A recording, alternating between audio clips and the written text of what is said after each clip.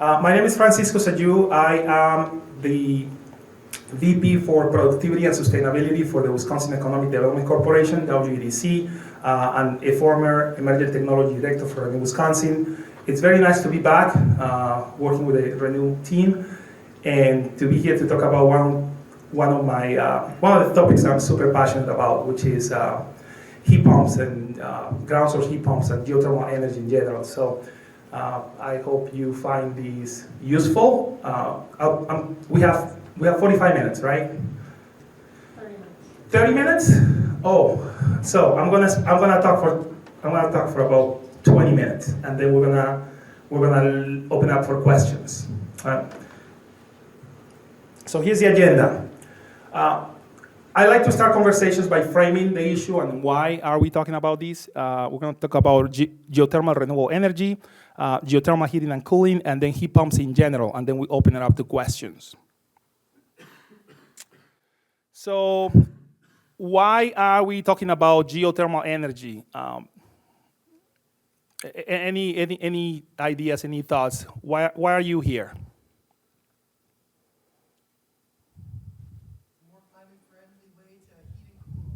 It's a more climate-friendly way to heat and cool. I like that.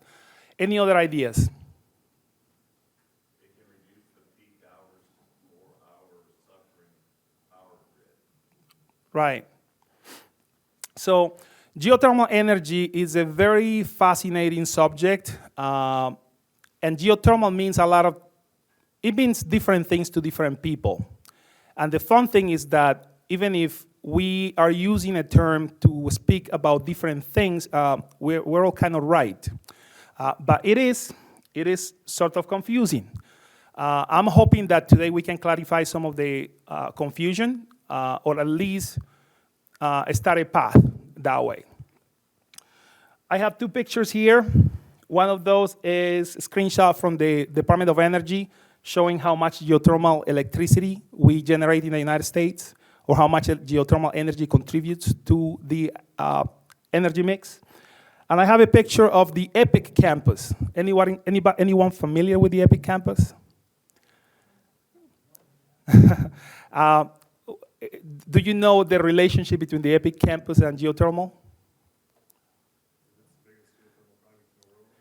It's the biggest geothermal installation. I know in the States. I'm not sure if it's the world, but it is a very, very, very large geothermal project.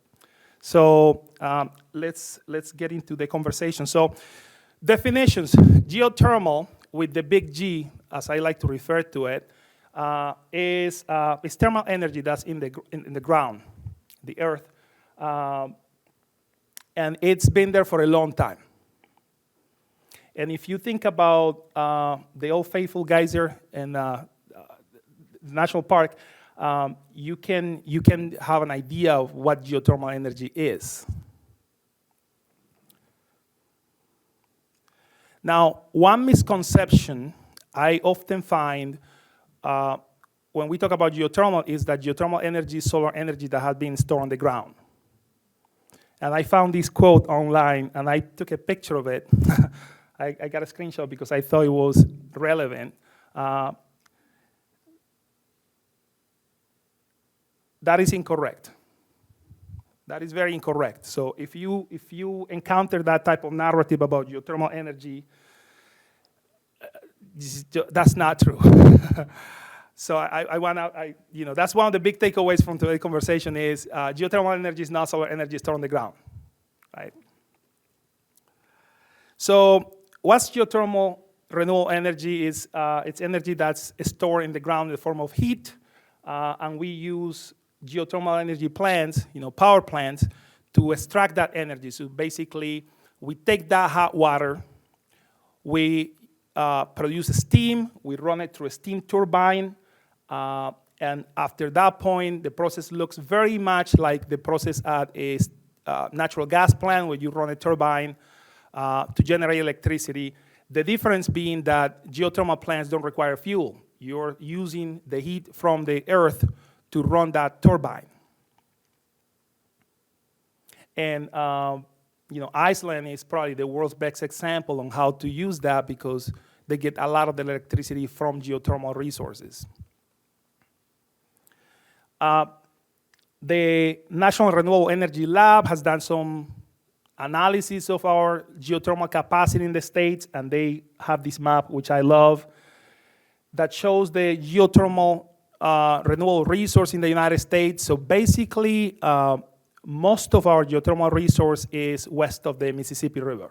So here in Wisconsin, we have some geothermal resource south on the state, just like the very south corner, southwest corner, but we don't have a huge renewable energy geothermal resource in Wisconsin. Now, geothermal energy, with the little g, as I like to call it, refers to geothermal heating and cooling. And it's not less valuable. It is an amazing technology. It's just different than geothermal renewable energy generation. And I think that it's important that we make that clarification as we talk to different stakeholders, because it just makes it easier to understand what is it that we're advocating for. So I was thinking this morning as I was getting ready, how I like to think about geothermal energy, geothermal heating and cooling. And it's almost like a magic tool that allows you to take a building that it's in Wisconsin to operate the building's heating and cooling system in a temperate climate. Because we use a lot of energy in Wisconsin to heat our buildings in the winter and to cool our buildings in the summer. And imagine if you had that same building in a climate that's the same temperature year round. It's basically you're cutting your energy consumption because you don't have to heat or cool that building that much. And that's basically what geothermal energy does.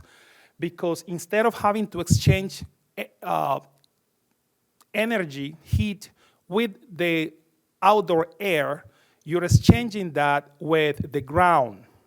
And the temperature of that ground, or the water on the ground, is pretty much constant year round. So here in Wisconsin, that's about 45 to 58 degrees.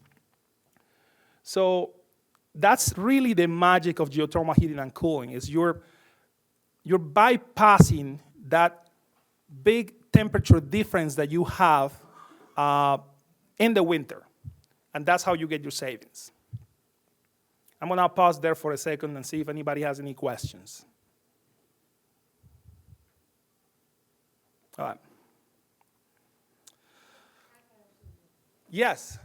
So going back to that slide, so most of us want our house to be more than the 58 degrees.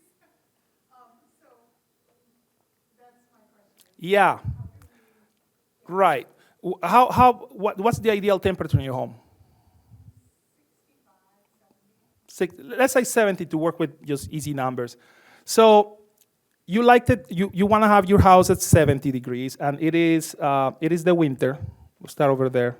It's 20 degrees outside, meaning that if you pick up air outside, because you want to bring some fresh air into your house every now and then, if you pick up that air and you want to make it 70 degrees, you have to warm that air. You have to heat it 50 degrees. You have to go from 20 to 70, and then you deliver it to your rooms and you're comfortable. Now, if you have to raise the temperature of that air using a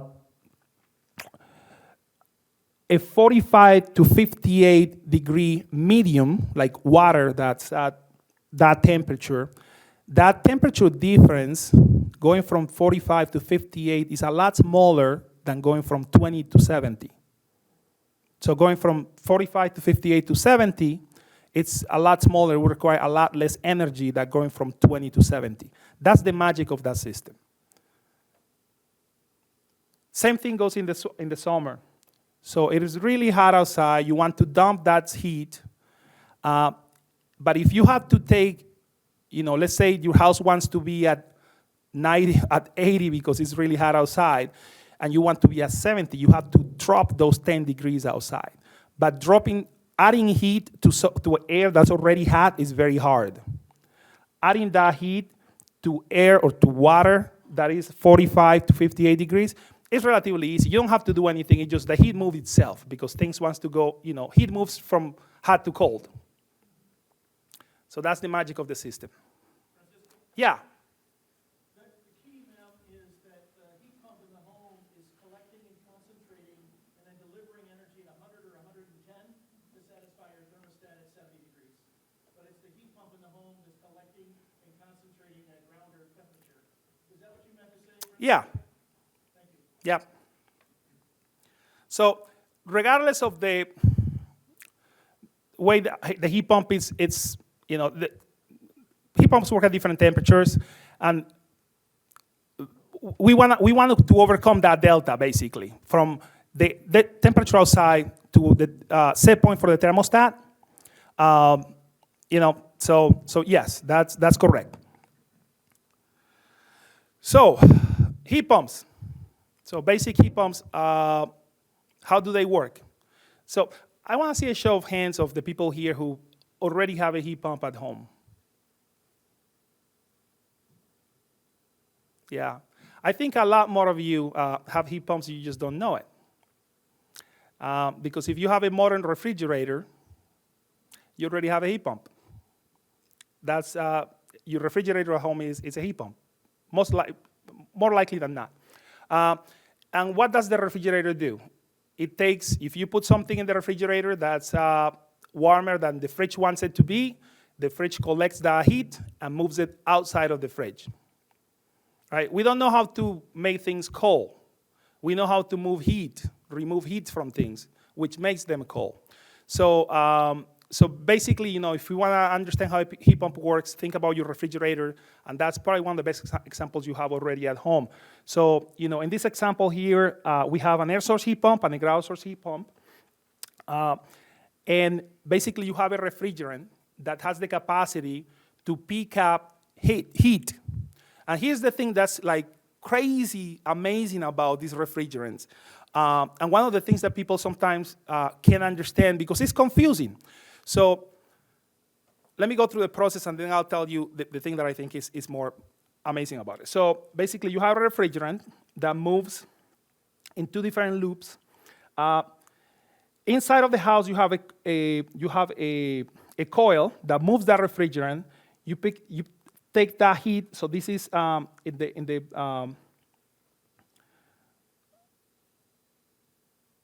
picture on this side. I'm having a hard time orienting myself this way. So you have a coil inside of the home. You pick up that air inside of the home. You move it to the outside coil. You pick up heat and you bring it inside. And it's basically a cycle where you're taking a substance that can pick up heat in one space and move it to a different space.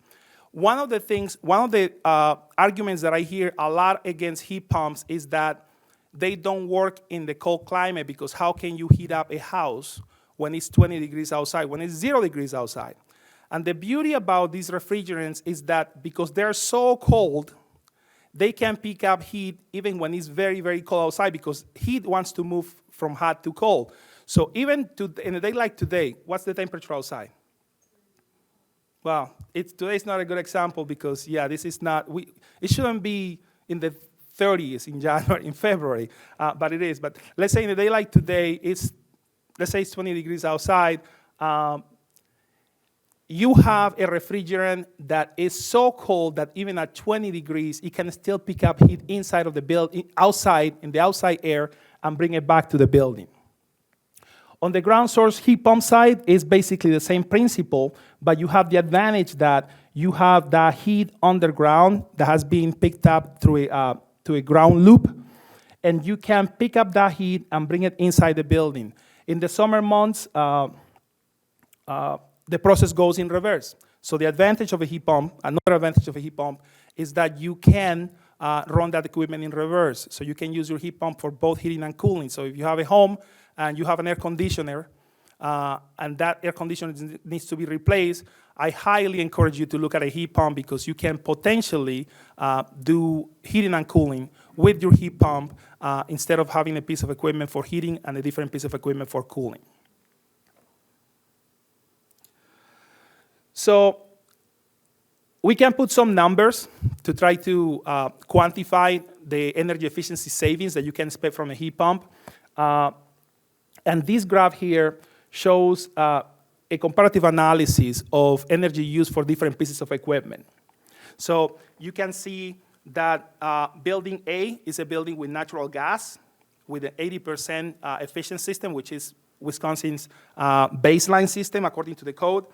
You have a district system, you have a ground source heat pump, you have an air source heat pump, and you have electric resistance heat. We have a lot of buildings with electric resistance heat in Wisconsin.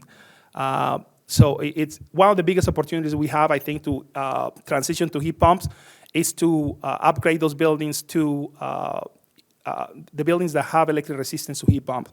So you can see the orange is the site energy use. That's what your meter sees.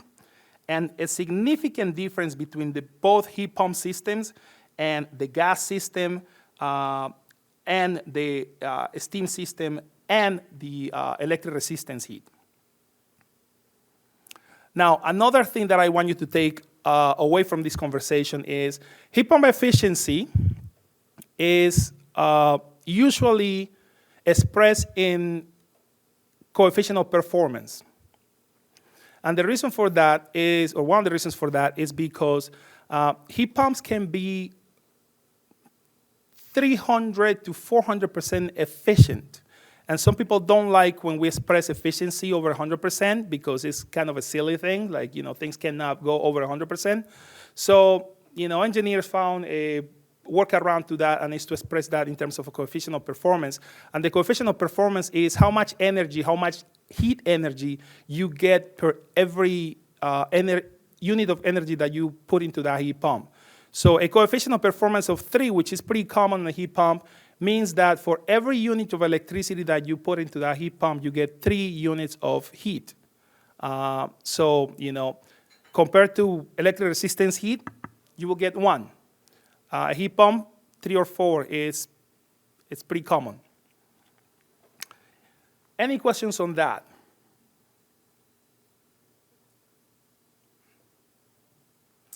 So here are my takeaways from that. So geothermal heat pumps are, in my opinion, the most energy efficiency technology that we can implement in Wisconsin, and partly it's because of the weather. The weather here offers a great opportunity to tap into that heat that's on the ground and use it for something that we want. The Inflation Reduction Act offers great incentives for geothermal heat pumps, and we should use those incentives and encourage organizations to use those. The schools are like a perfect opportunity. And we have some schools in Wisconsin that are geothermal, that have geothermal buildings. I think those are kind of my favorite projects to work on because those, they're not only good for the planet, but they deliver savings for those school districts that can put those dollars to do something that we really care about, like educating our kids. The Focus on Energy program has incentives for heat pumps. Educate yourself, ask questions, use those incentives. That money is there. And heat pumps can help us reduce our reliance on imported fossil fuels. Wisconsin is not a petroleum producing state, so every time we burn coal, natural gas, we're sending money out of the state. We already have that resource here locally. We can source it, we can use it, we can take advantage of that. So that's it. Questions?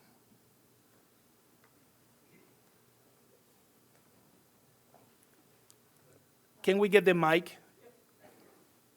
So in the recording, Hi, I was just wondering, for the ground source heat pumps, how far into the ground do you have to go to be pulling the energy? That's a good question for somebody who builds ground source heat pumps. So Scott. Yes, we typically will go 6 to 8 feet on a horizontal. Okay. We like to be below the frost line so that the loop is not, but also Grant here is an expert in geothermal ground source installations. Grant's company. Yeah, I can speak a little more to that. But Yeah, so Colton and I work for GeoLoop. We do just loop work, but do it all over Wisconsin. Scott's right. A lot of the literature says 6 feet, but that was done more in central part of the country. At our latitude or climate, 8 feet if you're doing horizontally is really best. But a lot of closed loops these days in New York, they're doing them 700, 800 feet deep. It's all a matter of what space is available and what the ground is. We drill For residential loops, we drill anywhere between 150 and 300 feet deep. Colton here with me does a lot of commercial work. We drill 400 to 500 feet deep. It's all about what space is available. The other thing I was going to mention, just a clarification, because it kind of illustrates some of the confusion between geothermal with the big G and geothermal with a little g. So big G is, hot rocks where you're producing energy. That's not done in Wisconsin. But the confusion that I was pointing out is that article you posted where it says geothermal is solar. Geothermal with a little g is solar heat in some regard. If you're burying a loop at 6 or 8 feet, a pretty high percentage of the heat is from solar gains that the earth gets. But obviously, deep earth geothermal is not solar. So there's some of the confusion still for people between what really is geothermal, which you hit on at the beginning. But geothermal, as we know it, heat exchange, some of that is actually solar heat. It's just, like we've done projects where we have sensors in the ground and all that. I mean, you can see even with a loop in the ground gets warmer, obviously, during the summer. Some of it's ambient air temperature, but a lot of it is gains from the sun. So it actually helps heat the ground, which then during the winter helps heat your house. So that solar heat gain stays in the, so let's say it's a summer day, it's really hot, sun is shining, you gain some temperature on the ground. Correct. But obviously not, 500 feet down. But Right. if you're burying a horizontal loop, there's a pretty good amount of solar heat that you get, from that. And actually, I don't know how deep it really goes, but How there is does some that amount how of it. does that solar gain helps you in the summer when you're trying to cool? It does not. Then it's a problem. But there's a bit of a lag in the soil temperatures too. I mean, the coldest part of the year, 8 feet down, is not in January and February, it's in April. The warmest part of the year for the ground is in September or October. So there's a bit of a lag just because of how temperature moves through the ground. How much of a fluctuation do you see? So when I was doing my research, I found for Wisconsin 45 to 48. Do you think that's a good window, or do you see it getting outside of that window? In Wisconsin, the ground temperature by the Illinois border is 51. Up by Lake Superior, it's about 47 or 48. Right. So it obviously changes as you go up and And down in latitude. do you see seasonal variations, like from month to month, like how? What's In the ground temperature? Yeah. Not in vertically drilled loops. If we do horizontal loops, yeah, you definitely do. Right. Yeah. And it just depends how deep you are. I mean, you can do a loop at 6 feet. Obviously, there's more seasonal variation there. You can do it at 8. You can do it at 10. It's all, diminishing returns. How much is it worth digging deeper to get more temperature or less temperature variation? But, like if we're doing a residential loop, we do it at 8 feet. But almost all of the commercial stuff is all vertically drilled because you need such a gigantic footprint to do it horizontally. And if you drill down into the groundwater, you have a huge advantage because then you always have whatever your ground temperature is, you always have that fresh temperature brought to it. So you put a lot less pipe in the ground if you're drilling vertically because you're in groundwater. So you could Right. get, say 3 or 4 tons out of 600 feet of pipe if you're drilling down, or well, maybe more 1,000 feet of pipe where you'd only get a ton or 2 if you're doing it horizontally Right. of capacity. Yeah. Yeah. Thanks for the info on the solar gain. To me, that seems like it works against you, though. Well, sort of, but I mean, you got to look at it for the whole year. I mean, our climate, we're heating dominant for at least our residential, so you have more of an issue pulling enough heat out of the ground than dumping heat into the ground. Right. Other than like a place like Epic, they are cooling dominant, so they're pumping heat into the ground all the time. If they did a loop at 8 feet, it would never work there. Because Right. they'd overheat it, and it'd be a problem. Yeah, and that's why they don't do. I mean, Square miles, but their wells are pretty deep. right. Yeah. Yeah. So yeah, the solar gain, I mean, I guess solar gain is the right way to say it, but right, it wouldn't help during the summer, but during the summer, it's still, I mean, if you're 8 feet deep or if you're drilling 300 feet deep, you're still 52 degrees. Well, it's pretty easy to dump heat from a heat pump into 52 degrees as compared to an air source heat pump where you're dumping it into 90 degrees. Right. As you pointed out, that temperature differential is why ground source has a lot more efficiency than air source. Right. Another question that I find I get often is, I have this building, this existing building, my home, a 100-year-old home, and I want to transition to heat pumps. Should I be looking to ground source heat pumps or air source heat pumps? My first reaction to that is air source heat pumps because of the constraints that you might have in terms of access to land, to drill, and just the complexity of the system as a whole. You might have a different opinion on that. So I would like to hear your opinion on that question. Yeah, I mean, that's what's interesting about what we do or anybody in heating and cooling is every house is, is different. No? Yeah, there we go. Yes. So it's a case by case scenario. But there has definitely been houses, because I do more residential stuff, that I've gone to and kind of said, well, really a ground source heat pump isn't ideal here. That's usually more in town where there's just no room to do anything.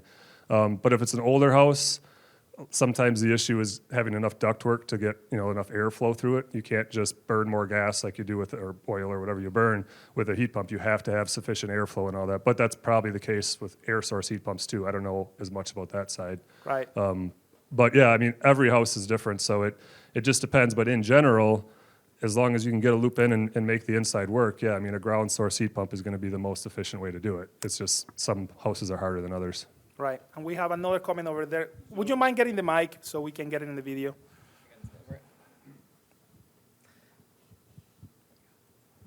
Thank you. My name's Pat Shipper. I work for Water Furnace. Been in the industry since the mid-90s. The biggest thing with old homes that you asked is going to be the building, the envelope. So you're going to need tight windows. You're going to need good insulation. You're going to make sure that the tight windows, if it's leaky and drafty, no matter what you do, you're going to be cold and it's going to take up a ton of energy, right? Whether it's propane, whether it's gas, whether it's electric, a heat pump, or geothermal. Yeah, will you save more electricity putting in geothermal? Absolutely. But you're not going to be comfortable no matter what you do. So tightening up the envelope, spend the extra money to tighten up the house and reduce the load is going to be perfect for older homes. It's not just the heating and cooling system to overcome the deficiencies of the structure's envelope. Yeah, thanks for that. Energy efficiency is super important. Sometimes we forget about that. What you just said is very true, and it's very true about every home and every mechanical system you want to put in a home, right? The cheapest kilowatt hour or the cheapest BTU of energy is the one that you don't use, and the best way to cut that is, having a home that's well insulated and airtight. So, as we're making this transition to electrification and heat pumps. I think that's even more important than ever's been because heat pumps are amazing. Like, I don't know if you can tell I love heat pumps. But heat pumps run on electricity, and electricity is a very valuable fuel. It's very expensive. The way I think about, fuels is that, natural gas is cheap. You get it in a pipe, you burn it, and you get some heat out of it. You're losing some efficiency in the combustion process. Electricity is a very pure fuel. It's like the difference between buying corn, like corn on the cob, or just like the kernels. Like electricity is just the kernels. Everything is useful and is very pure. So if you have a home that's leaky where you're wasting that electricity, it's going to cost you a lot of money. So, I highly encourage you, those of you thinking about electrifying your homes, make sure that your home is well insulated and air sealed before you make that transition to make sure that you can actually take advantage of the efficiency and the cost savings. It is 8:14. We have 1 minute and we have a hand up. So last question. Yeah. What's the spread of installation costs, high to low, on ground source? Ooh, that's a question for those in the industry. I can speak to the loop part, and the water furnace guys could maybe speak to the inside. We don't do heat pump installation ourselves, but I was mentioning how vertical can be the most efficient as far as recovery, but if you have a property out with a field by you, the cost of the loop is way less to dig a trench. You just put more pipe in the ground. It's still significantly less. So we can bury a trench in a field or a loop in a field, run it in, fill it with fluid for maybe $8,000, and a comparable loop of that size, that might be a pretty small, maybe say a 4-ton loop, to drill it vertically could be $20,000. So that's on our part of it. So there's a pretty big cost difference on your land availability. Quick side note on that, we do most residential loops now with a directional bore. If you have space and you don't have ground, you can bore it in. You can go right under trees, under driveways, and get down 15 or 20 feet. So it's kind of a hybrid. And Scott can speak to the interior cost. Thank you again, guys. I'm Scott Neeson. Good question. Cost is always a question. Every home's a little different. How well you tighten it up is very important. The best formula we found over the years to talk about this in general, because really we need to quote every home individually, is let's just say, how many square footage is your home? About 2,000 square feet. 100-year-old home. Let's say you tightened it. Say you tightened it up. Now you're going to put a conventional system in there. That means an internal furnace, an outdoor air conditioner. I'd say you're probably in there for about 15 grand, all in, right? Geothermal, twice as much in general. That's about the only rule of thumb we found that really works. But geothermal generally is about twice as much for more than twice the return on investment as well as the rated life. Francisco, if we could go to one slide, I'll just do one quick thing. Can we go to that one where you had the air source and ground source? I think there's one really important point we want to make here that everybody's clear on. The efficiency of the system is dependent upon the entering water, in the case of a geothermal system, or air temperature, right? So in the case, now one back where you had COPs on there, please. One more, maybe four. Here we go. So here we're talking about coefficients of performance of 3 for geothermal, right? Generally, geothermal can hit anywhere today, as the technology is getting better, 3 to 5 COP, right? And that, by the way, the geothermal industry developed the test method for that over 40 years ago, and it's a worst-case scenario, 32-degree entering water, okay? The air source industry came on about 20 years ago, and they test a different test parameter, and it's best case scenario. And they're rated here at about 2.5. But just be aware that the air source versus the ground source system is depending upon the entering temperature of the source, right? And that changes over time, right? In the wintertime, if you're at 20 below zero, depending upon how you design your heat pump, geothermal, you can still be heating.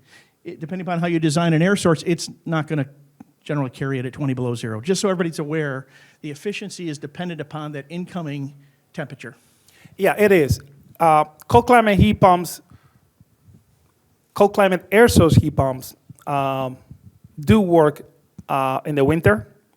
The efficiency is low, so that's true. The efficiency is lower than the efficiency you get under optimal conditions, but they do work. So there is also that. All right, we're over time. Thank you so much for your time. I hope you learned something. Thank you for being here.